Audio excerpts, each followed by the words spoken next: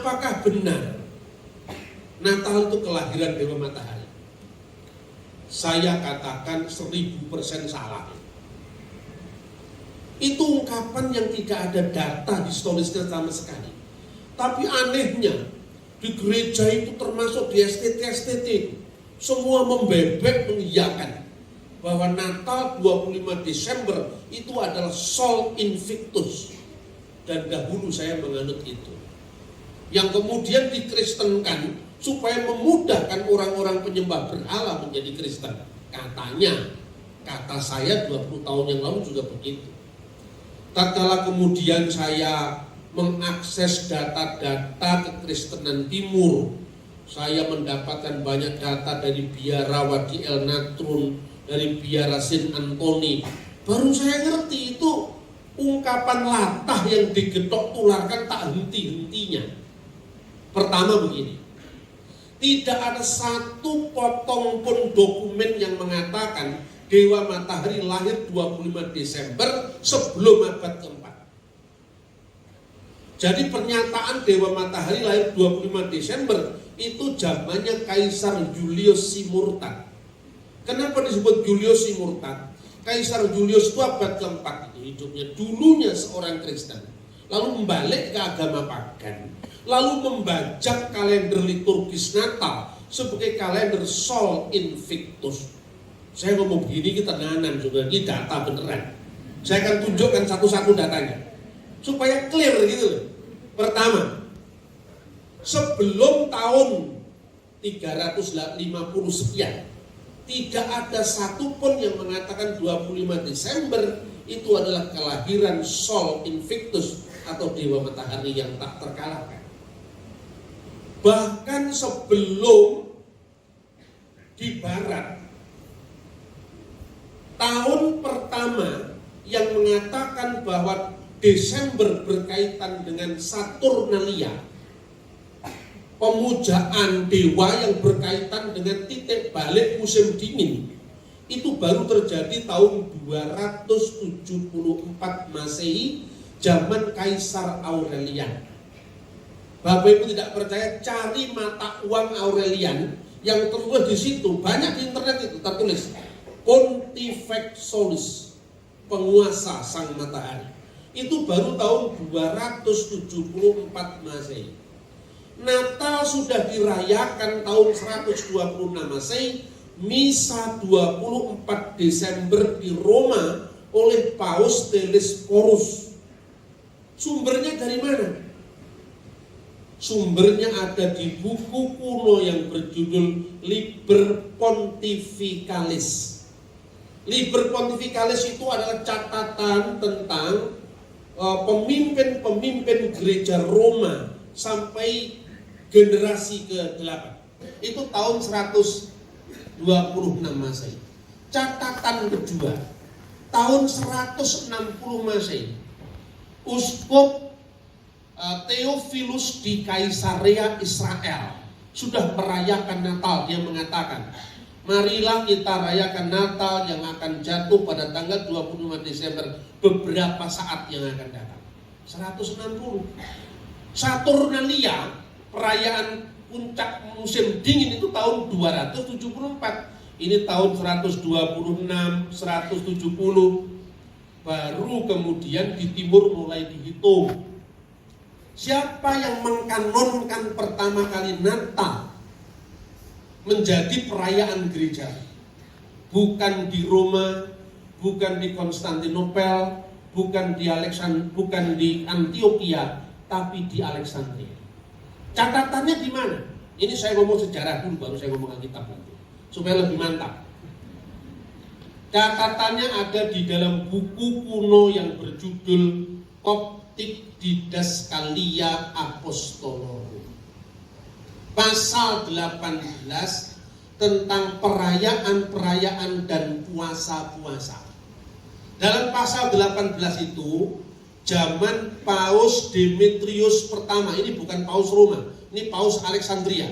Karena kita tahunya gereja kuno cuma gereja di Roma Katolik. Padahal ada gereja kuno di Konstantinopel, Ortodok Yunani, gereja kuno di Alexandria, Ortodok Koptik, gereja kuno di Antioquia. Untuk pertama kali murid-murid Yesus disebut Kristen di mana? Di Antioquia. Kisah Rasul 11 ayat 26. Itu namanya gereja Syriak Ortodoks. Semuanya masih ada, tidak pernah hilang dari muka bumi. Pasal 18 teks yang disebut Didaskalia Koptik tadi mengatakan begini. Minta maaf, saya tidak ahli bahasa Koptik, tetapi saya menghafal teksnya itu dalam bahasa Arab. Bunyinya begini pasal 18 itu. Ya ikhwatana tahfutu fi ayyamil a'yad allati hiya idmilat Rabbina Yesu'al Masih. Wahai saudara-saudaraku, tetapkanlah pada hari-hari perayaan, yaitu Natal Tuhan kita Yesus Kristus.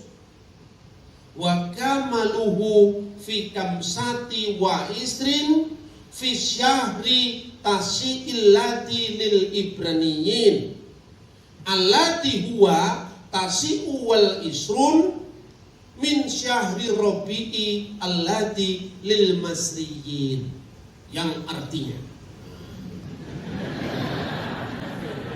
tetapkanlah hari-hari perayaan kita kelahiran Tuhan Yesus Kristus, tepatnya tanggal 25 bulan Ibrani ke-9, bulan Yahudi ke-9, namanya bulan Kislev, yang bertepatan dengan tanggal 29 bulan Mesir ke-4, namanya Kiah.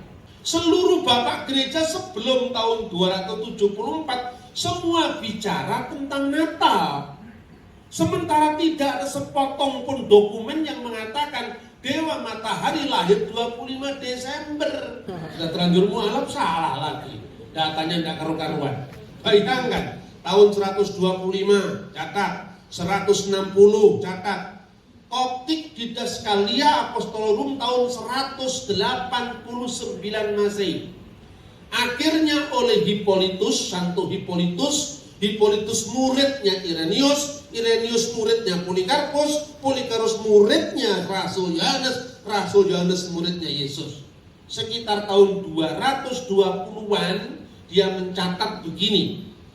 Kelahiran Tuhan kita Yesus Kristus egeneto pro octo kalandon Januarion. 8 itu terjadi 8 hari sebelum Januari itu. 8 hari sebelum Januari itu apa? 25 Desember ini tahun 220. Sextus Julius Africanus sekitar tahun 230 mengucapkan hal yang sama. Yesus dilahirkan 8 hari sebelum bulan Januari. Ini data sejarah, Bapak Ibu.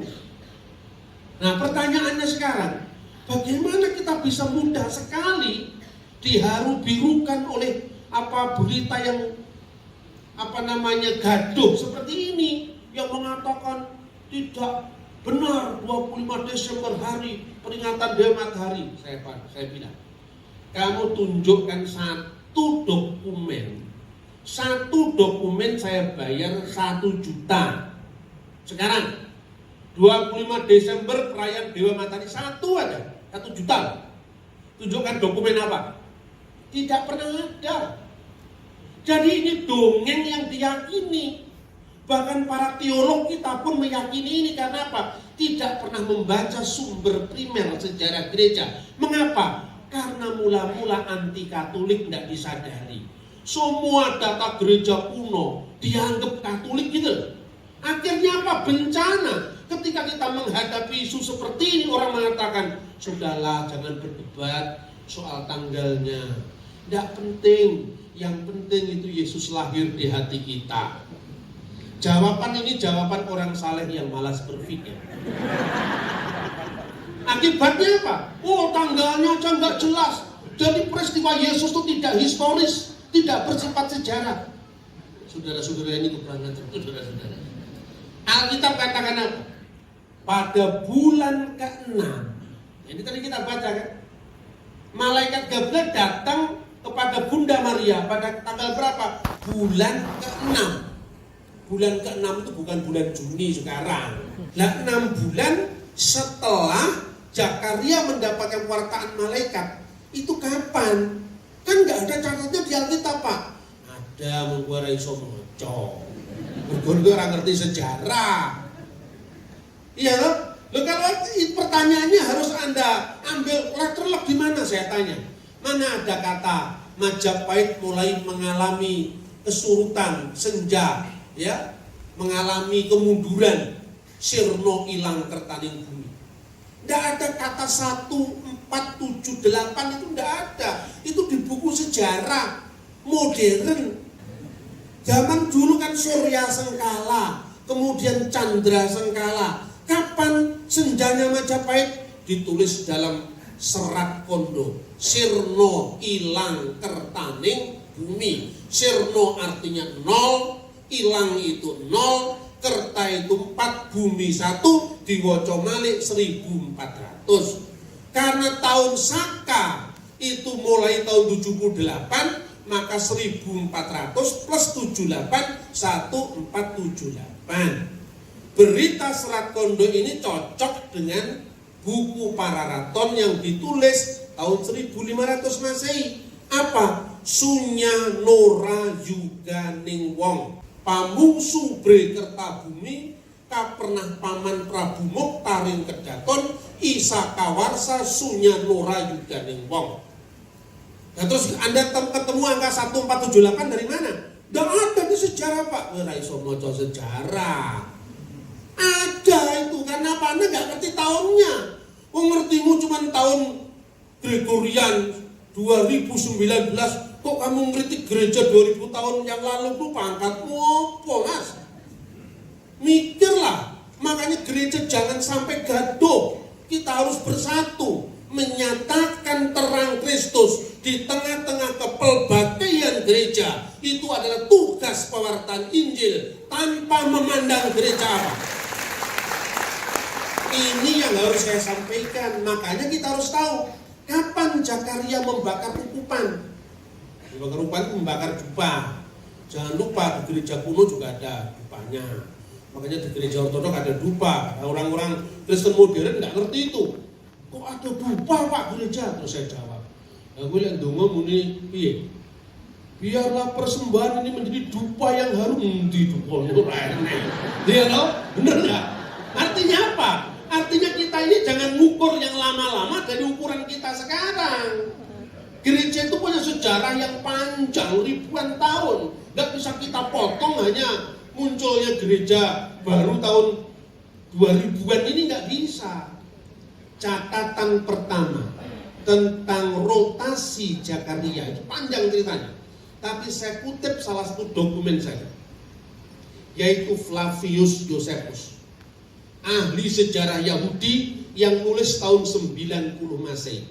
Dia mengatakan bait Allah di Yerusalem dihancurkan tahun 70 Masehi, tepatnya tanggal 9 bulan Ab. Bulan Ab itu bulan Yahudi, sejajar dengan Agustus. Sumber kedua, kenapa kok urusannya dengan runtuhnya bait Allah? Itu nanti terkait dengan kapan membakar ukupan itu loh. Nah, Zakaria itu rombongan Abia, Lukas pasal 1 ayat 5. Abia menurut 1 Tawarik pasal 24 ayat 7 sampai 19, rombongan ke-8. Tinggal ngitung dah kalau ketemu. Mudah ngitungnya, kita awam aja. Bagaimana catatan kedua? Catatan kedua dari dokumen Yahudi namanya Megillot Ta'anit. Itu bagian dari buku namanya Talmud. Ditulis kira-kira tahun 160 Masehi. Dalam Megillot Ta'anit 4:29a disebutkan dalam bahasa Ibrani begini. Beshe haraf Bet Hamikdas Harisona, hancurlah bait Allah pertama kali itu, ya. Ditulis kemudian Oto Bayom Eref Tisa Bi'ab, tepatnya pada saat menjelang senja. Eref itu bahasa kitanya maghrib gitu, Eref Ibrani. RF, yaitu petang hari tanggal 9 bulan Ab, Umis Mareta Sel Yehoyarib Hayeta. Dan waktu itu yang membakar ukupan adalah rombongan Yoyarib. Berarti 5 Agustus tahun 70 rombongan pertama yang membakar ukupan. Tinggal ngitung ke belakang 75 tahun. Dihitung mundur ke belakang. Kalau Agustus minggu pertama kan tanggal 5 itu 9 bulan Ab sama dengan 5 Agustus minggu pertama, rombongan pertama. Juli minggu keempat, rombongan keempat. Juli minggu ketiga, rombongan 23. Juli minggu kedua, rombongan 22, seterusnya. Nanti akan ketemu Zakaria, sang imam itu membakar ukupan di bulan Tisri. Tisri itu sama dengan bulan kita, September. Menurut kalender ini barat, ini September, karena sebagian besar di sini dari gereja barat saya pakai kalender barat. September Zakaria mendapatkan berita lahirnya Yohanes Pembaptis. 6 bulan setelah Zakaria ditemui malaikat, malaikat pergi ke Nazaret ketemu dengan Maria. Lukas 1:26 tadi. 6 bulan setelah September itu apa? Oktober, November, Desember, Januari, Februari, Maret. Makanya 14 bulan Nisan Maria mendapatkan kabar gembira akan mengandung Yesus. 14 bulan Nisan itu sama dengan 25 Maret Maria menerima kabar gembira. Usia kandungan berapa bulan Bapak Ibu? 9 bulan. 9 bulan setelah 15 Nisan atau malam 15 Nisan, makanya karena Yesus lahirnya malam hari, makanya malam kudus, bukan siang kudus itu loh. Karena itu ada teksnya, ya toh. Malam tanggal 15 bulan Nisan jatuhnya malam 25 bulan Kislev atau malam 25 bulan Desember. Itulah dasarnya sejak tahun 189 ditentukan Koptik di Daskalia Apostolorum. Sekarang ini banyak yang namanya berita hoax di internet. Katanya saya ini tidak percaya lagi dengan Natal 25 Desember karena ini Paus Benediktus ke-16 ngapusin. Ternyata apa? Ini ada web yang mencomot ucapannya Paus Benediktus ke-16, namanya webnya itu Kiblat. Lalu Kompasiana yang mengatakan Paus sendiri nggak yakin Yesus lahir 25 Desember. Yang diragukan Paus Benediktus ke-16 bukan 25 Desembernya, tapi perhitungan atau selisih perhitungan Dionysius yang sampai 5 tahun ke belakang. Gitu loh. Jadi tahunnya yang diragukan, tetapi itu historis. Saya bilang hebat. Kapan sih Natal mulai dipersoalkan? Yang mempersoalkan itu bukan tetangga sebelah, kita sendiri yang mempersoalkan. Yang pertama kali itu seiring dengan munculnya teologi liberal. Yang pertama kali mempersoalkan Natal itu seorang teolog Jermannya namanya Paul Ernst Jablonski tahun 1743 Masehi. Zamannya Paku Buwono itu baru dipersoalkan. Di timur, di barat tidak pernah ada keraguan sedikitpun bahwa Yesus memang dilahirkan pada malam 25 Desember.